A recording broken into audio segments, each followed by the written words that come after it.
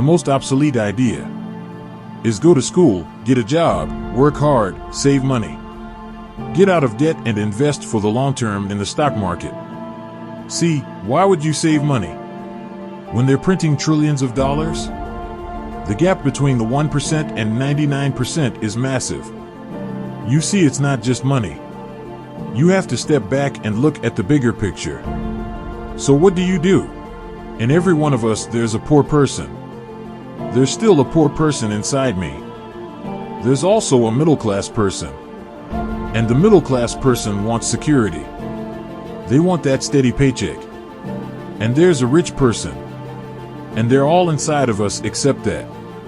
It's not taught. It's you're taught to go to school, get a job, and get a paycheck. Not taught how to get rich. If you've read Rich Dad, Poor Dad, my rich dad refused to pay me.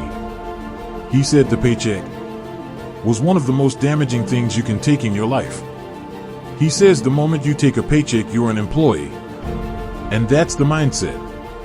So my rich dad never paid me.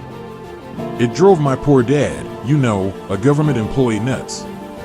You got to pay people, you got to pay people. And Rich Dad was not saying that the paycheck was bad. He says he didn't want to be a slave to money. So as an entrepreneur, if Rich Dad folded, I just try another company. I don't need a paycheck. I don't need anybody to take care of me. If my government doesn't like me, I move to another country. Because they need entrepreneurs there. So the entrepreneur is not so much the business.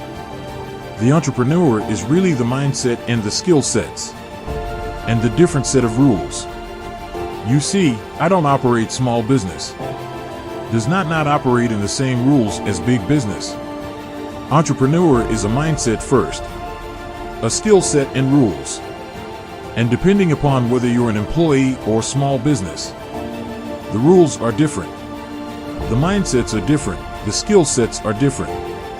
If you could say one thing to somebody who's never been an entrepreneur, and they're thinking about making the leap of faith into becoming an entrepreneur, what could you tell them? Well, I'll just tell them the same thing that happened to me. My last paycheck, I still remember it clearly. It was one of the worst and the best days of my life. And I was in Puerto Rico. I was working for Xerox. And my boss gave me my last. It wasn't a paycheck, it was a bonus check. I think it was about $30,000. Taxable, that's the only problem with that. So I get this check and I went, holy mackerel. So I was excited. But I was also disturbed. And so this other guy comes up to me, his name was John. And John says to me this, "You're going to be back." I said, "Why?" He says, "Because you're going to fail." I looked at him and I said, "Look." Few expletive words. Because that's what he did. He left Xerox, failed, and he came back. I said, "Look, you failed and you came back. But I'm going to fail and I'm never coming back." And that's the attitude. Do you know what I mean? Yeah. If you say, "Well, if I fail, I'll go back to mommy and daddy," then that's what you'll do. So if you fail, that's when I became an entrepreneur, because I had no money. I had no money for years. Yeah, I didn't have a paycheck. But that's what my rich dad encouraged me to do. He says when you don't have this paycheck, you get hungrier, smarter, and it's a test of your character. Will you become a crook? Will you become dishonest? Will you cheat and steal? Or will you become a better human being? So really, that's the benefit of becoming an entrepreneur. You really find out who you are when you don't have anything. So you always have to look at the big picture. Too many people look at, well, what's going to happen to me? When you look at the big picture, you're also going to know that when something bad happens, something good is going to happen. But you gotta prepare for whatever is coming. If you think the next 20 years will be like the last 20 years, you're going to get creamed. When you and I go to the supermarket and we buy a carton of milk, we always check for the expiration date. But most people do not check for the expiration date on their brains. Instead of getting out of debt, I get into debt. I just refinanced $300 million in debt. I went from 5% to 2.5% interest. I made a fortune. Every month more money comes in because my cost of money has gone down. So while some financial experts are saying get out of debt, I'm saying learn how to use debt. See, when I came back from serving in Vietnam in January of '73, and the first thing my rich dad said to me was, go to school to learn how to invest in real estate. It wasn't real estate, it was how to use debt and taxes. Debt and taxes make the rich richer. Debt and taxes make the poor and middle class poorer. So all the rich guys who are doctors and lawyers, or, those guys, they're getting creamed. And they don't know why the doctors are getting creamed. Oh, yeah, they're making more money, but the take-home is less. My doctor just yelled at me. He's happy, he says, oh, guess what, I finally made $1 million. And I said, yeah, this is just 3 weeks ago. And so I said, yeah, well, how much you pay in tax? He says, $750,000 in taxes. So his net was about $400,000. That's not bad. But when I make $1 million, I keep $1 million. And the reason is because I don't make it by working for money. See, if you work for money, you're taxed. So that's why lesson number 1 in Rich Dad, Poor Dad is the rich don't work for money. What we do instead is we create businesses as entrepreneurs. We acquire real estate. I don't invest in the stock market. So the reason is because as entrepreneurs, I have more control over my income, how much I make and how much I pay in taxes. And because I'm an entrepreneur as well as an investor in real estate, I pay 0 tax. So every time I make, let's say, $1 million as an entrepreneur, I immediately invested in real estate, and I have a 4-to-1 step up. So I put $1 million in real estate, I get $4 million from the bank. That's why I love banks. But the banks are screwing everybody else. Terrible, but it's good for me. I thought you said when you print it's good for you. But when you print it's bad for people that work for money. Because when you print, savers get creamed. And people who work for money get creamed. When they print, debtors get rich. You see, debt and taxes make the rich richer. And debt and taxes make the poor and middle class poorer. When we have obsolete ideas, we get obsolete results.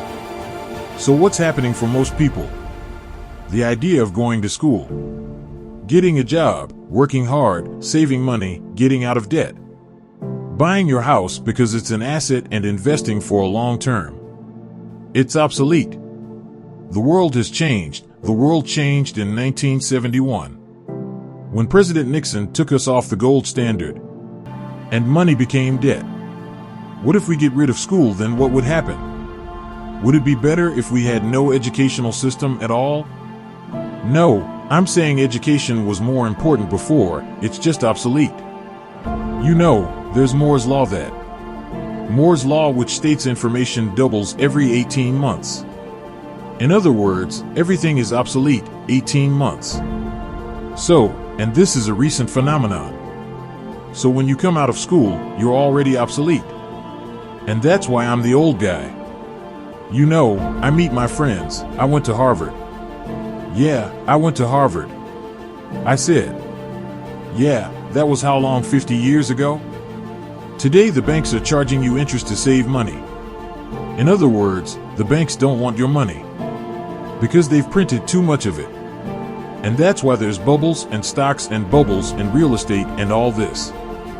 People are dumping the cash. Because as I said in here, savers are losers and cash is trash. And yet people are, well, I want a high-paying job. Well, that's an obsolete idea. Get out of debt. It's an obsolete idea. You should learn how to get into debt. How do you use debt to get rich? And they'll never teach you about taxes. The reason the 1% is way up here and the 99% are going this way is because when you print money, 2 things happen. Inflation and taxes. It's crushing them. And any entrepreneur that thinks I'm just going to make money and start a business and make a lot of money because that's what we talk about, they really have got to smell the roses, man. You know, that's not what the real entrepreneurs are doing. Most entrepreneurs, there's 28 million small business owners in America. 24 million are one-person entrepreneurs.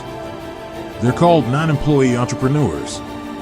So that's what happens, is when people don't really understand what an entrepreneur does. So most people are self-employed, but they're not really entrepreneurs. The self-employed pay the highest taxes of all, and nobody tells them that. Yeah, it's also called the entrepreneurial spirit. But what we're actually talking about was there's no such thing as a bad economy.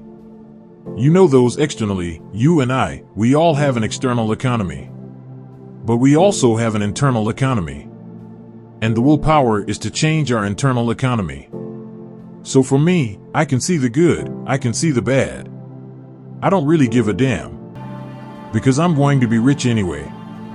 But a poor person with a poor personal economy, all they're going to see is a bad economy, because they don't know how to make money in any economy. And a middle-class person, they have a middle-class economy. You know, what they want is a nice house, a steady paycheck, and the job and the car. And so when you take their job away to them, that's disaster. Well, since an entrepreneur doesn't have a job anyway, it's no big deal. So all I'm saying to people is what Bucky Fuller taught me. There's always two sides, you know what I mean.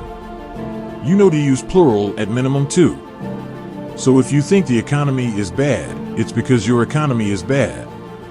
If you think that's steady, you know, employment is important. Then you'll see an economy without jobs.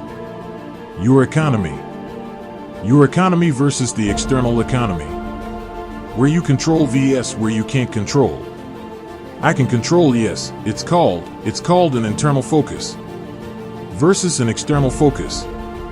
So the real entrepreneur has an internal focus. But if they fall down, they say, oh, this is good, because I'm going to go up higher. You know, the average person will fall down and say, oh, I'm going to take some Prozac. Or somebody has the mistakes, all the mistakes don't matter. Well, mistakes matter. It means you didn't know something. But a real entrepreneur, whether they fall down or they always can go up. They can stand back up and go higher. That no matter what happens to them, they got stronger and better and smarter and happier. But a person with a weak internal mindset is that they're so afraid of what happens, it generally happens. Like, you know, people who are afraid of losing their jobs. They generally lose their jobs. You know what I mean? Yeah. No doubt. So everything comes through you. Yeah, so the entrepreneur first job is control inside here, not outside there. The moment you take that paycheck, you're an employee. You've got to be stronger than that. It's about inside control.